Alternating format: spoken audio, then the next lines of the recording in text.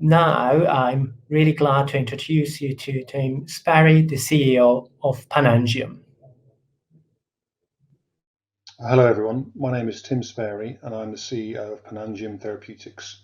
We're a UCL spin-out with a focus on retinal disease.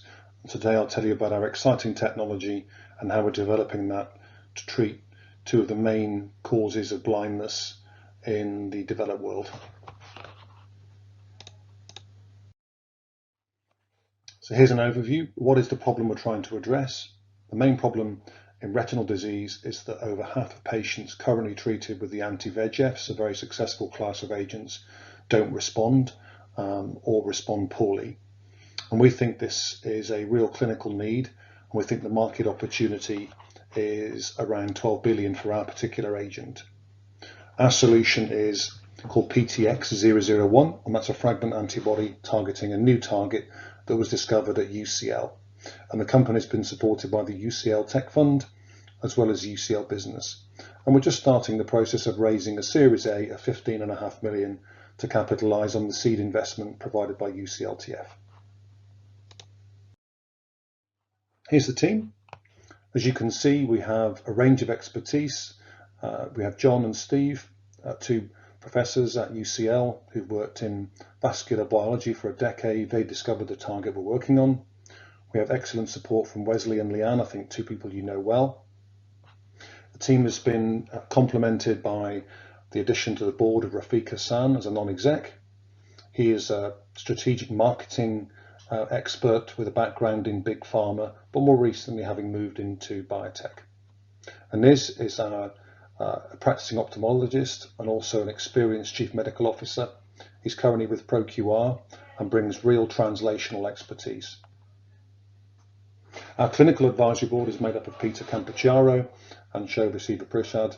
They have helped devise our clinical plan. You'll hear a bit more on that later on. Well, so what is the problem in more detail?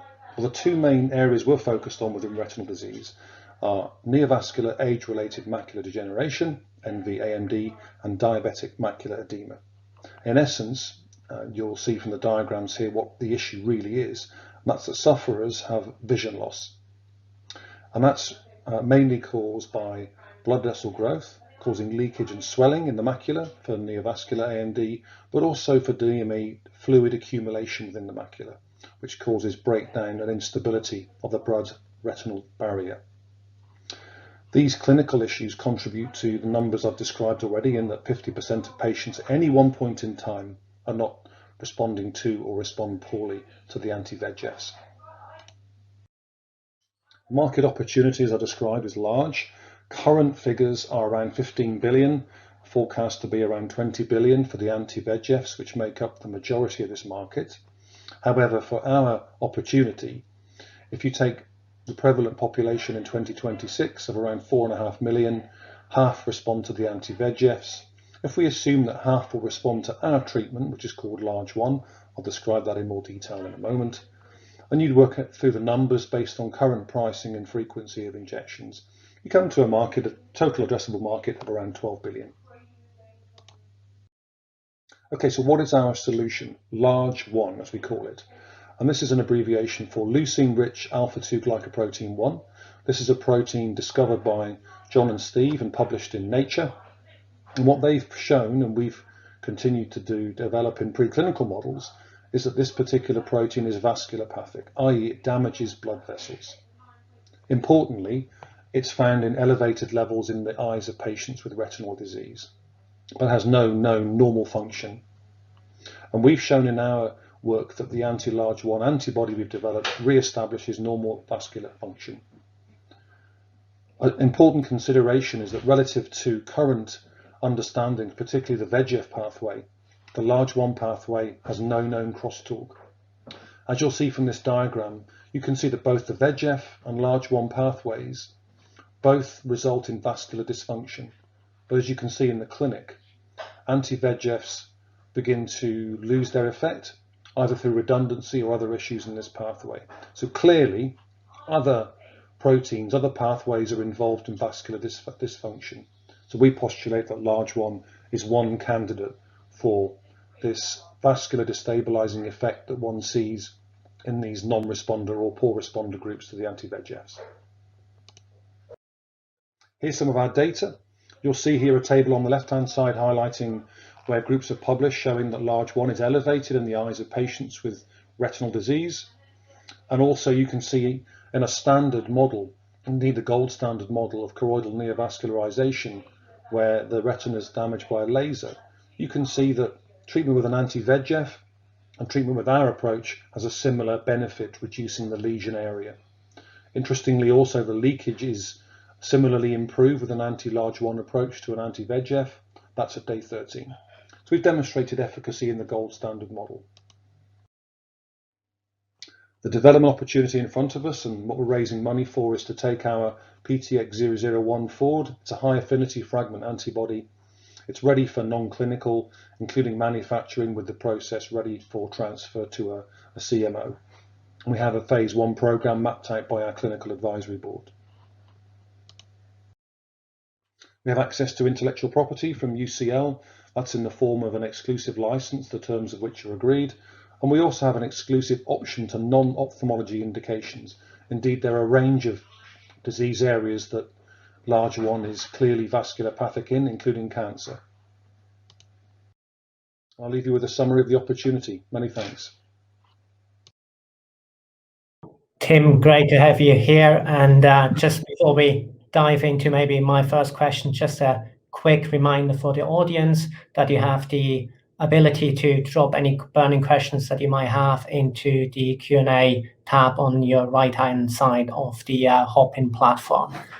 So I guess, Tim, while we wait for some questions to come in, let me start with one or two that I have.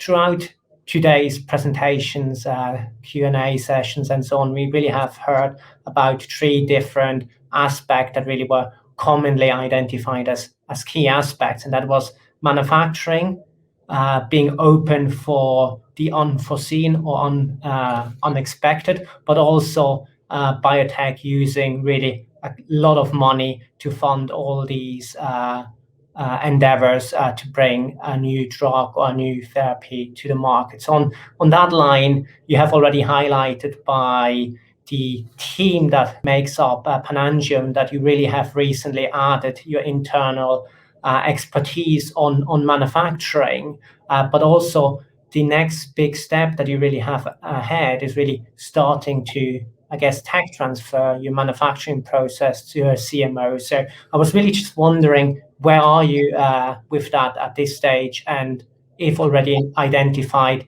what were the key requirements from your side to actually identify your manufacturing partner? Yeah, thanks, Dominic, and great question. And I think often in non-clinical manufacturing, perhaps one of the areas of lesser focus can be an Achilles heel for many projects. So I think it's absolutely right to focus on that. So as part of the work we've done to pull together our Series A plan and budget, we spend a lot of time talking to CMOs who could be potential candidate manufacturers, including manufacturers in the UK. And it was clear to them that we had a process that was suitable for scale up for our current needs, including the in vivo studies that we've been doing in small and some large animal work. And they've given us some comfort that the scale up and technology transfer would be relatively low risk activities, taking our process as it is in the CHO process and transfer across to one of those manufacturers. So we're reasonably comfortable that that's a low risk part of our proposition. But as you said, being open sometimes to the unexpected is important. So that's where the team comes in and their expertise, of course. That's great to hear. And as well, just a point more that, manufacturing is definitely something that has to be on the forefront of every biotech company. You also obviously already mentioned in your presentation that you already have some early stage NHP data. So I assume as well the preclinical or the completion of the preclinical data package is maybe something that you're not too worried about at this stage. What keeps you busy or worried at the moment? I guess most of your time is being taken up by the fundraise.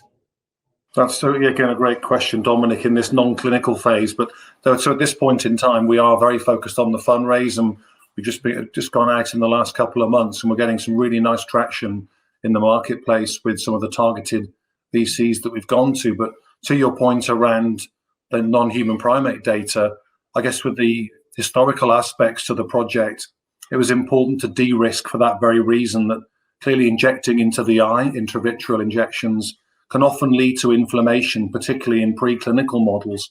So we wanted to be really sure that our fragment antibody, which is our solution to back of the eye disease problems, or so we think, wouldn't be pro-inflammatory in that model. And what we saw based on the data, the CROs that ran the study, and also the clinicians that we talked with, we had no issues at all from a pro-inflammatory perspective with our fragment antibody, thus de-risking the non-clinical phase, exactly as you've highlighted. So both on manufacturing and the non-clinical package that we know we need to conduct to satisfy regulators, we do see these as being relatively low-risk parts of our overall development.